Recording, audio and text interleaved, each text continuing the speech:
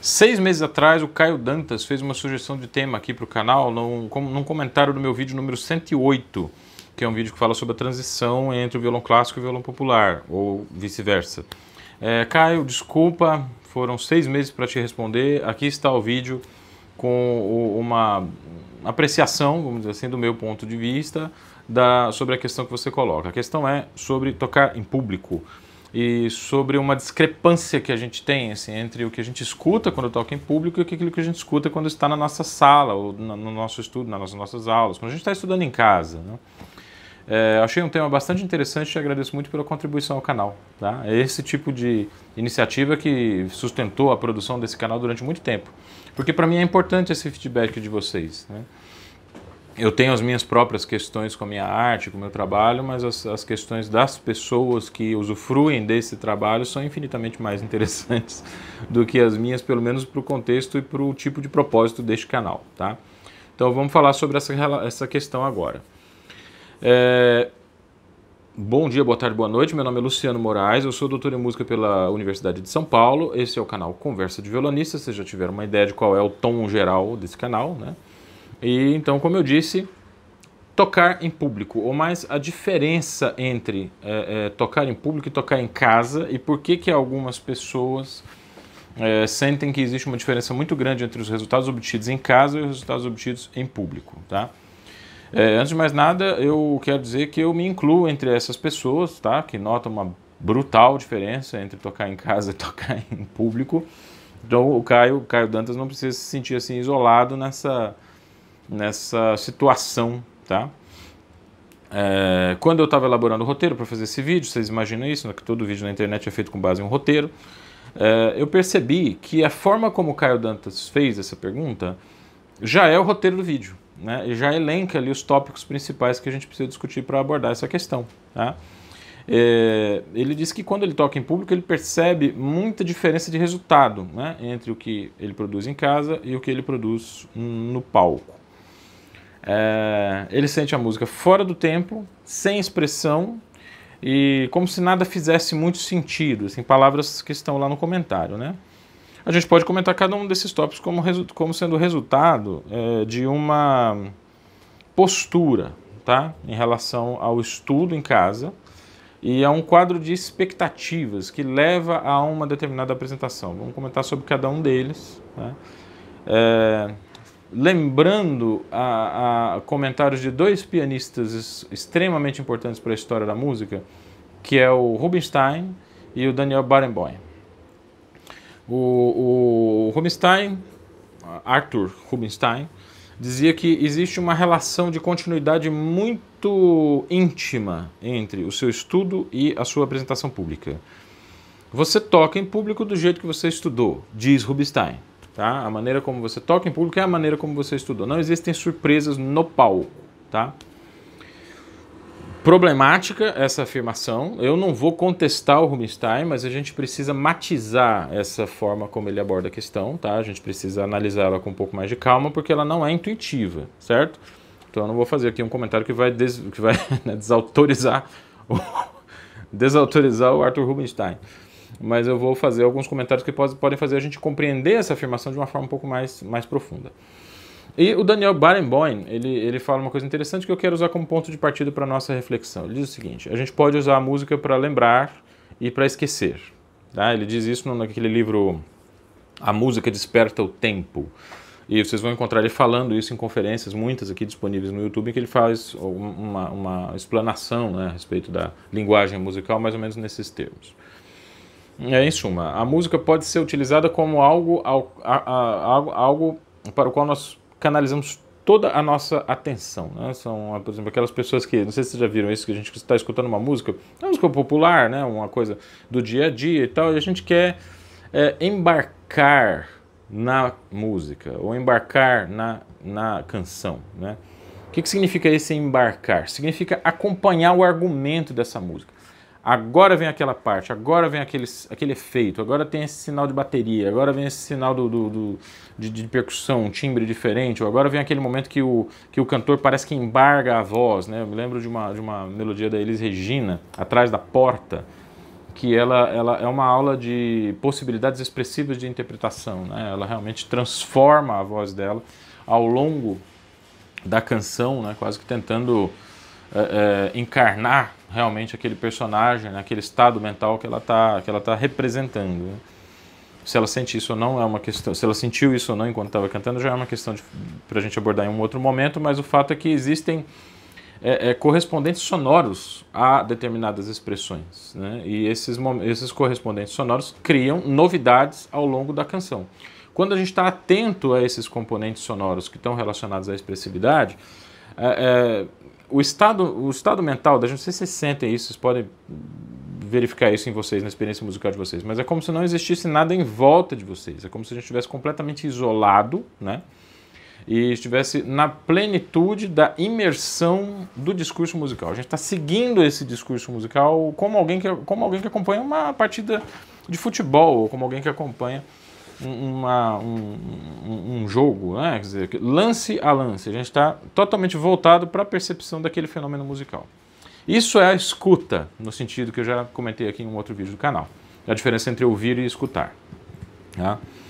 Daniel Banebon diz, esse modo de ouvir música, de vivenciar a música, é só uma possibilidade. Tem uma outra possibilidade que é ouvir para esquecer.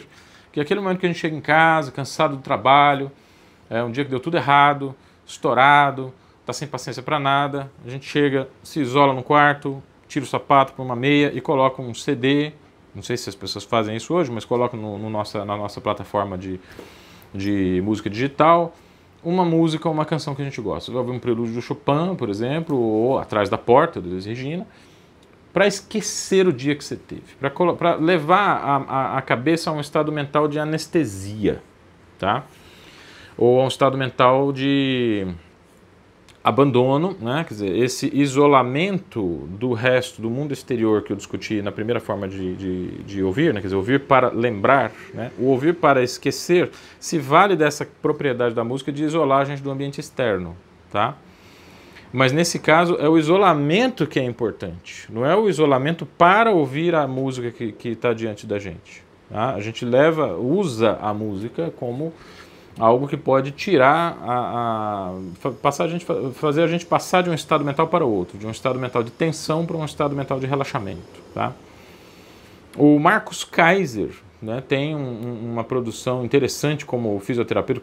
Pouca gente sabe disso, né? Além de ele ser um excelente violonista, ele é também fisioterapeuta formado, né? Inveja dessas pessoas que têm formação ampla assim.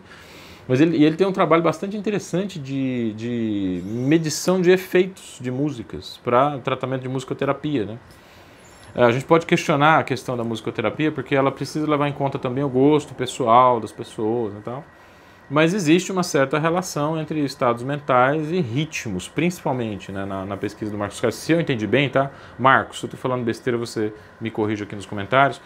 Mas que existe alguma permeabilidade, né, entre a música que a gente escuta e determinados estados de relaxamento, especialmente em relação à parte rítmica, tá? Ou seja, a música tem uma dimensão fisiológica, né?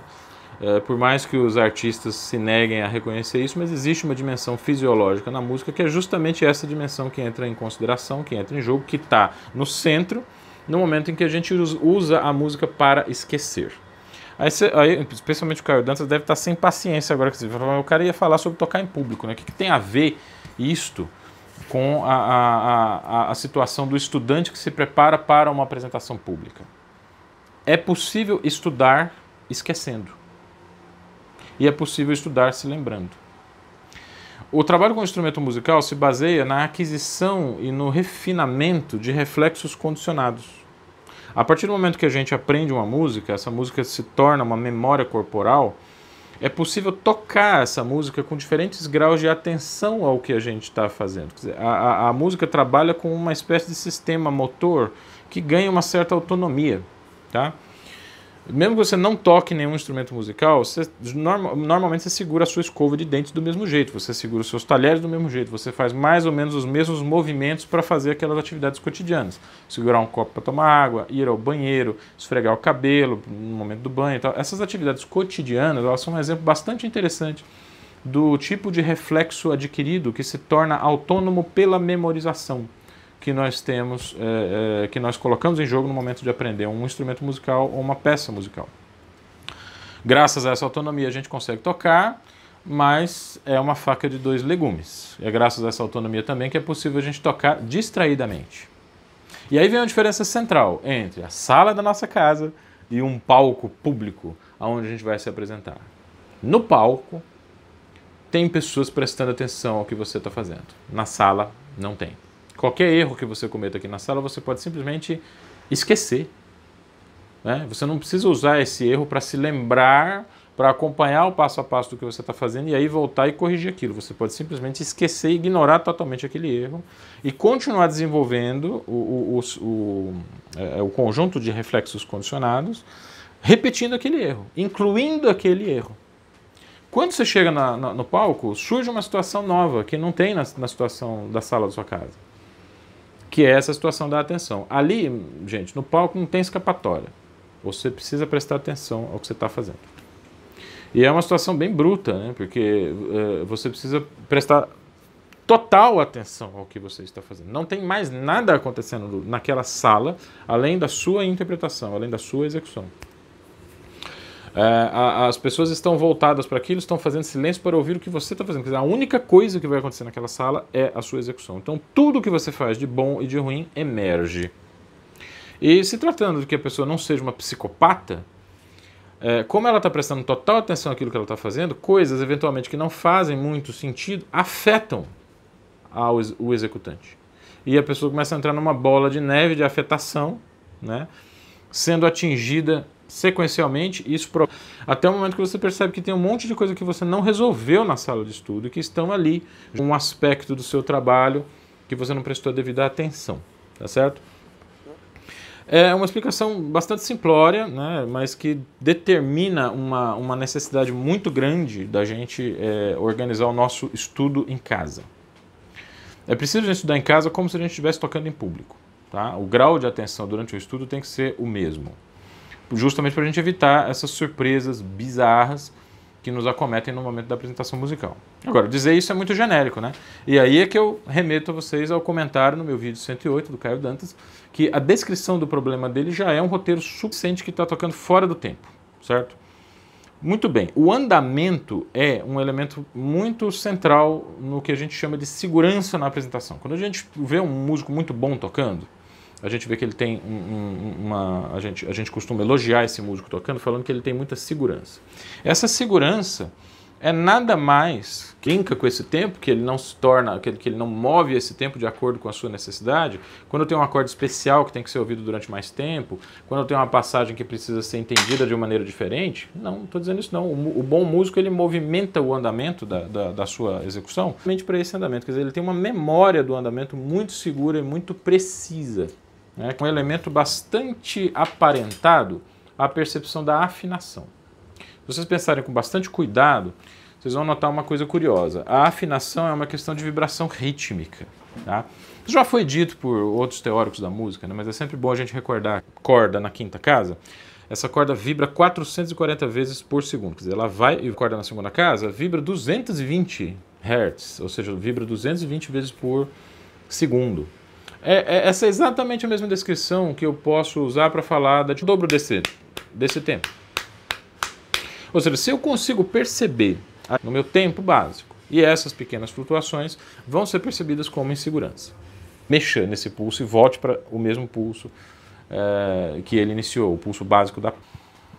seria dizer que para que você se expresse musicalmente, porque tocar uma determinada passagem numa dinâmica forte, quer dizer, tocar com som, a gente conhece bem como se você toca um determinado exercício, né? Um exercício, pega lá as 6 fórmulas, eu dei ali uma sugestão de 6 fórmulas que a gente pode usar para aquecimento e para trabalho da técnica. Né? Experimente tocar essas fórmulas no pianíssimo mais sutil que vocês conseguirem e depois no fortíssimo, né? Mais amplo, no mesmo andamento, o mais forte possível e o mais suave e delicado possível. Em cada uma dessas dinâmicas, vocês vão perceber uma necessidade de estudar o arpejo de novo. Quando você muda de dinâmica, é como se você mudasse de exercício. Ou seja, o exercício não é só as notas que você toca naquele andamento específico, ele é também a intensidade e o timbre. Tocar doce em cima da boca é diferente de tocar metálico, mesmo do ponto de vista ergonômico. A mão se coloca de outra maneira, o ombro está posicionado de outra forma, a mão foi para outro lugar. O ângulo dos dedos nas cordas é diferente se você está perto do cavalete ou se você está no meio da boca do violão, né? Então essas diferenças são diferenças que precisam ser dominadas pelos violonistas para que a gente consiga ter uma execução expressiva. Uma vez mais, é preciso dizer que no palco nós estamos frente a frente com o espelho daquilo que a gente produziu em casa. Se a gente não prestou muita atenção durante o período de estudo na expressividade da nossa execução, é provável que a inexpressividade resultante dessa atitude de esquecimento leve a uma interpretação, uma execução pública inexpressiva. E isso vai espantar a gente, tá? Que bom que espanta, porque é sinal que você pode, depois da apresentação, voltar para casa e estudar tudo de novo, mais atento à questão da expressividade, tá? A ideia de fazer sentido. A ideia de fazer sentido é mais complicada, eu não quero entrar muito nela não. Talvez eu faça um outro vídeo só para tratar desse tópico, tá? Mas o fazer sentido eu acho que tem muito a ver com a técnica, com a ideia que a gente tem de técnica. Sentido tem a ver com coerência, certo? Uma frase que faz sentido é uma frase em que os elementos estão concatenados de maneira coerente uma com a outra, tá? Uma frase que não faz sentido, ela não está concatenada de maneira coerente, tá certo? Então eu não sei se a relação com a diversidade e a igualdade, que é o que a gente estuda quando está estudando técnica, né? O que a gente faz quando estuda técnica? A gente procura uma igualdade sonora de uma diversidade de situações. Escalas em diversas tonalidades, arpejos em diversas sequências de dedos, cordas que são empregadas para fazer o mesmo timbre, cordas diferentes que precisam ter um timbre parecido, um timbre coerente, né? Então essa questão do fazer sentido tem a ver com uma relação entre a técnica e a expressividade que eu acabei de comentar. A gente precisaria discutir um pouquinho mais essa questão de como que a técnica tem a ver com o sentido em arte, porque no senso comum a ideia de técnica não é isso. Ela não é. A técnica tem a ver mais com virtuosidade, com capacidades, né? Eu acho que não. Eu acho que a técnica tem relação com o fazer sentido de uma peça, mas como eu disse, isso tem que ser discutido mais para frente, tá?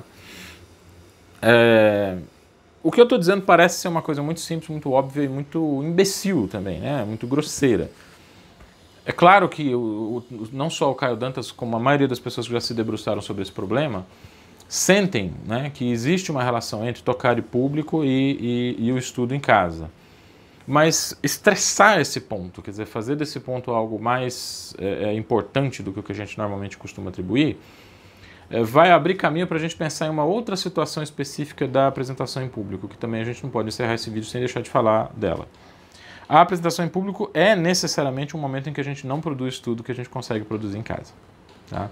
Se você sobe no palco e consegue realizar 70% daquilo que você faz em casa, você pode se considerar um afortunado, uma pessoa afortunada, tá?